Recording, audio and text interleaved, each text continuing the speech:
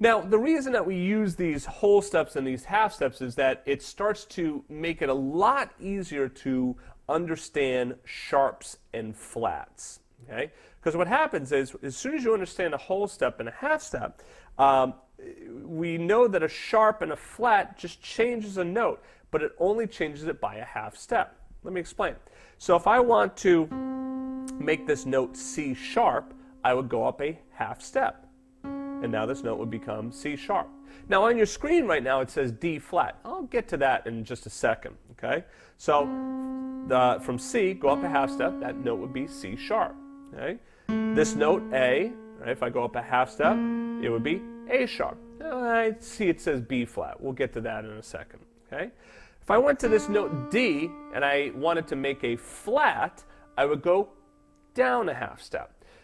How I like to explain that to students is, imagine you get a flat tire. Well, if you get a flat tire, your car certainly doesn't go up, it goes down. Okay? Whereas if somebody kind of pokes you with something sharp, whoa, you know, you jump up, right? Okay? So sharps make you go up, flats make you go down.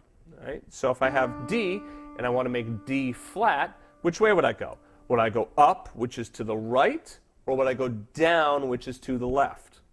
Yeah, I would go down, which is to the left.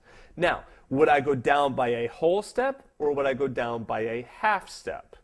Remember, when we are making something sharp or flat, we're only moving by a half step. All right, so we go down a half step, and there's D flat. Hey, you can see it says D flat up there as well. Now, you might ask yourself a question, well, wait a second, how can that be D flat and it's also C sharp? This is what we call enharmonic, E-N-H-A-R-M-O-N-I-C, enharmonic. Okay? An enharmonic is a fancy way of saying that the same note can have two different names. Okay? You can almost think of it, it's kind of like a nickname, all right? So Richard might also be Dick, you know, might be his nickname, or Robert might be Bob, okay? So when we have this C and we want to make it C sharp, okay, it's that note. If we have D, we want to make a D flat, it is that same note. Now on my software here, I have it just set to flats so that you don't see sharps and flats all over the place, just to make it a little bit easier for you. Now, when you would use sharps and flats, it depends on when you're playing in different keys. We're not going to get into that just right yet because it's a little bit more advanced than I'd like to get into right now. But if we were playing in a key that had all sharps, like in the key of A, then we would call this A, B, C sharp, D, E, F sharp, G sharp, A. If we were playing in a key that had all flats, like D flat, then this would be D flat, E flat, F, G flat, A flat, B flat, C, D flat, okay? Like I said, I will cover that a little bit later, all right? So you don't need to know that right now. The main thing that you need to know is you need to understand what sharps and flats are. Sharps go up, they change a note and make a note a half step higher, and flats make the note a half step lower. One last thing I want to tell you that sometimes students get stuck on is if I say G flat, they'll go, that.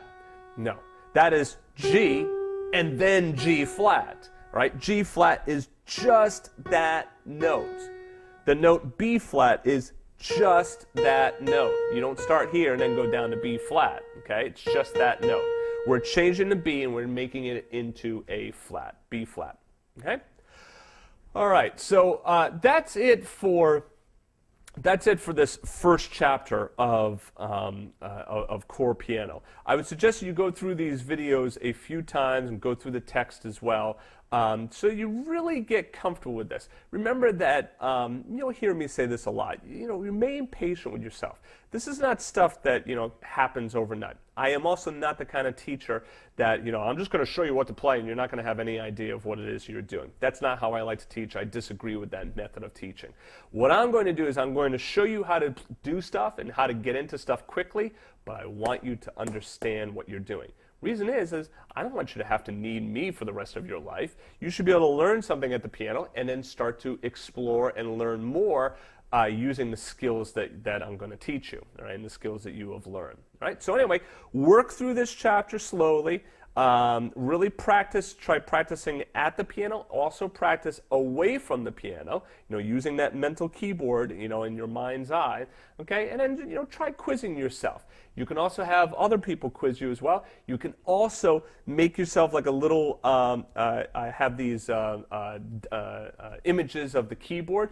Go ahead and print off that image and then, draw a little circle on a note, or color in a note and make some flashcards for yourself. There's a lot of different ways you can quiz yourself, and it's really just up to your imagination to come up with those, all right? And I would suggest you do that. All right, so see you in the next lesson.